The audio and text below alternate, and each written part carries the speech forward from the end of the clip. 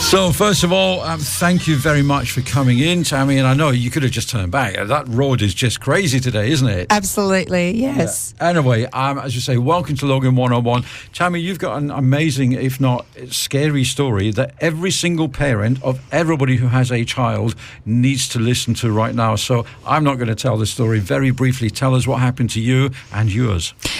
My story just shows that there is gold at the end of the rainbow. Mike, it was just absolutely amazing.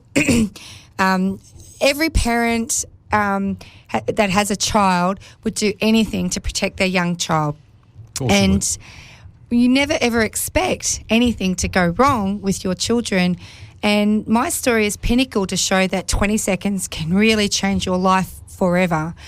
I was pretty excited because we moved to the Gold Coast, actually, not the Sunshine Coast, but the Gold Coast, and we were unpacking boxes in our new home.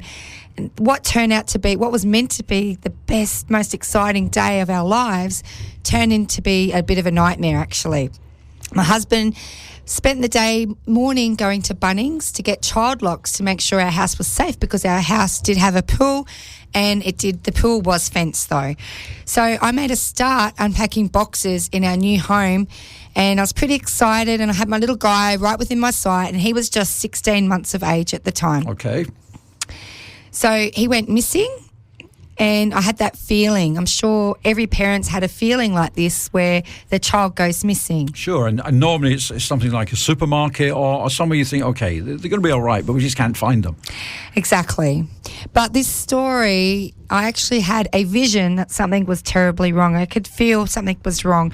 So that led me to actually go use the intuition and go searching. I didn't want to believe it was the pool, although the vision came to me that something was in the pool.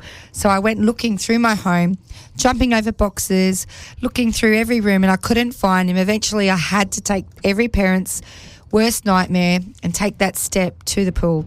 And unfortunately, it was revealed that every parent's worst nightmare became my reality. Okay. And he was floating and unconscious, fully clothed, in our backyard pool, on my watch, and in my care. 16 months of age. 16 months of age is all he was. So you can just imagine my absolute nightmare. I didn't believe it was happening to me. Never, ever, ever thought anything like this. I mean, I watched my children. He was right within my sight.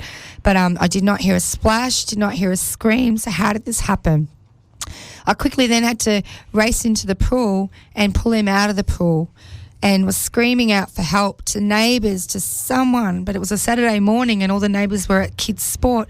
No one was home. My husband was at Bunnings getting child locks. I raced inside with him in my arms to call 000, and even that let me down. My phone wasn't even connected. This was in the first 24 hours of moving in. So what, I mean, if I can just sort of stop you there, what went through your mind, your first reaction when you saw your little boy face down in the pool? You must have imagined the worst. How could this happen to me? I mean, we tried for this little guy. How could I ring my husband and our other two daughters and say, hey, our little guy is no longer with us? It could not be in my equation. Fortunately, though, I was trained in the skill of CPR. I was an engineer at the time for 17 years in the Air Force, had to renew my training every year. I felt let down because the training that I did, I felt that I'd never be able to do this on anyone every time I walked out of the classroom. So why then did I even attend the training and feel this way? So I felt a massive responsibility myself. I had to pull myself together, race through the home to try and find my mobile phone, and I couldn't find it anywhere. And that's when I believe that I had a divine intervention. My little guy was meant to be with me, and I feel so blessed because I could pull myself together. I had enough strength to be able to implement the skills of CPR. And I saved his life. But Give us a time scale on this, Tammy, from the time that you first saw him in the pool to the time that you got him back in your house and were doing the CPR. Literally, it must have been less than 3 minutes, because 3 minutes you incur brain damage, and he fortunately has not incurred any brain damage and any anything else from the situation. Sure. Which is purely and simply down to you and the training you had and the fact that, I mean, you know what happens as a parent. You go into either fight, flight or freeze mode. And thank goodness in your case that you just got your act together, because you could have frozen and it wouldn't have been your fault. You could have been hijacked. You could have stood there going, what do I do? But you didn't. Exactly. But I'm not a hero, like it's just because the skills there are there to learn. And fortunately, what I learned in that time, and I've learned throughout my whole life, is in order to have the skills, that's great. They're the tools in the toolbox that's needed, absolutely needed. You can't underestimate those life skills, because if you don't have them, it could have been quite different. But the importance of breathing, slowing yourself down and just taking that deep breath to actually help change the situation. So then I could take the emotion out of it and actually make it clinical, so I could save his life. And that's what I sort of focus more on, is the taking it to a clinical situation, so you do have more success. So it's like an emotional detachment. You take yourself out of the situation, and all of a sudden the logical part of your brain is taking over. So okay, so you did your CPR. Yes. What happened next? That moment changed my life forever, because obviously I felt so blessed. I felt like yelling it from the rooftops. I mean, I realised just how precious life is at that moment. And how it can change in a split second. We tried for this little guy for such a long time, and I kept on thinking how my life would have been different.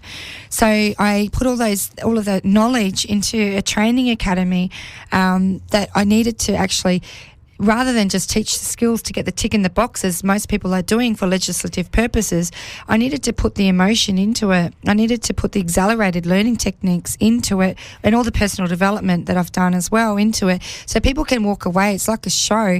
They'll learn, they laugh, they scream, they cry in the training, so that they can actually then have the tools in the toolbox to be able to implement and have the same success. I've just been involved in a national program also with Laurie Lawrence and Poolworks and St John's Ambulance, in the hope that people can access this free training on the website.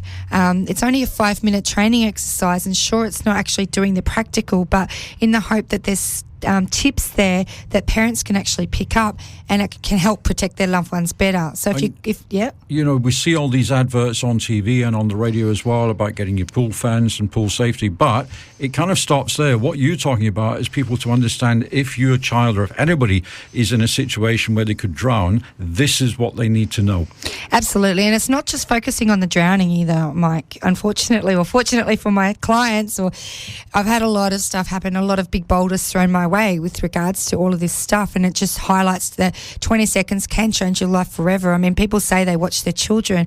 You cannot physically watch your child for 24 hours a day. I don't care who you are. You can't do that. We go to the toilet. Yeah, of course you do. We wash our hands. We go to the toilet. We're on the phone. Another thing that I come across is mums saying, because mums are the ones that really need it. They're the ones that are in charge of the child most of the time. That's how my husband knows the skill. What part of my husband was at Bunnings and he was not there? Yeah. If I would have just relied on my husband, my little guy would not be with me right now, and my life would be completely different. So if you want to go to www.aprilpoolsday.com.au, that way then you're going to be able to access these free skills, these free tips that we've all put together, from Laurie Lawrence to St John's Ambulance and Poolworks and myself, so that we can do this national campaign to really put a dent and help you guys protect your loved ones and avoid the pain that I and many, many other people had suffered. As I said, I'm blessed. I have my little guy. I get to watch him grow.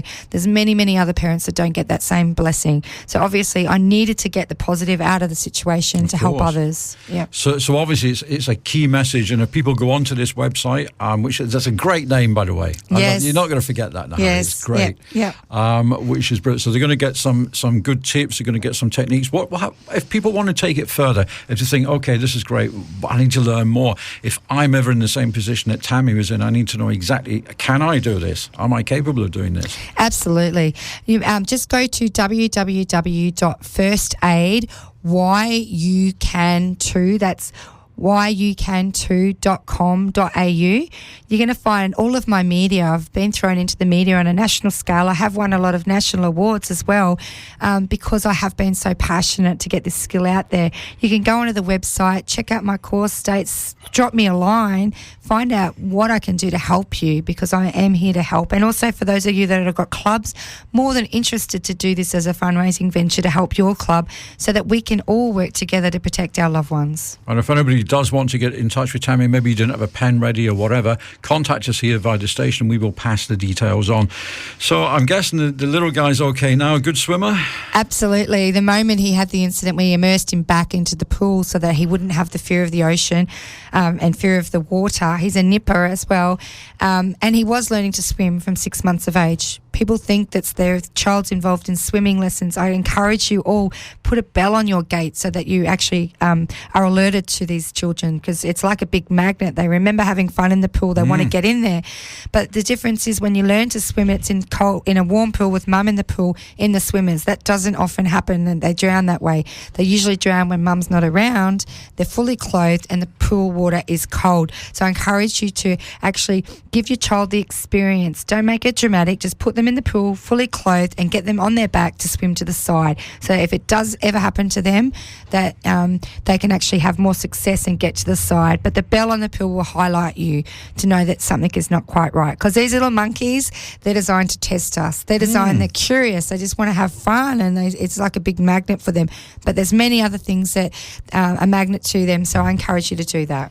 And here's the news I have to share. The older they get, the harder it is. Absolutely. I've got a 17-year-old as well. So you know it. My little guy just turned 10, and each day, every time we have another birthday, it's a huge celebration for us, because I've actually saved him 5 times. Lots of different incidents that have happened, because he is quite smart and he is quite curious. My other girls are quite different, and I'm sure that your viewers absolutely understand that some kids are a lot more inquisitive than others. And as I said, 20 seconds can change your life forever. But if you at least have the tools in your toolbox to be able to assist, that's going to be better than having nothing at all. I can't even imagine not having those tools to be able to save him at all. Tammy, it's been fascinating, inspirational, and I love a happy ending as well. So I'm delighted that you actually managed to get here despite all of that traffic this morning. And once again, if you want to make any contact, just give us that website again, Tammy. It's www.firstaid, and then the number 2.com. Brilliant. Okay, well, thank you ever so much for joining us. And if you do want some more information, you can contact us here at the station and we will pass those details on. Thanks, Mike. Wow.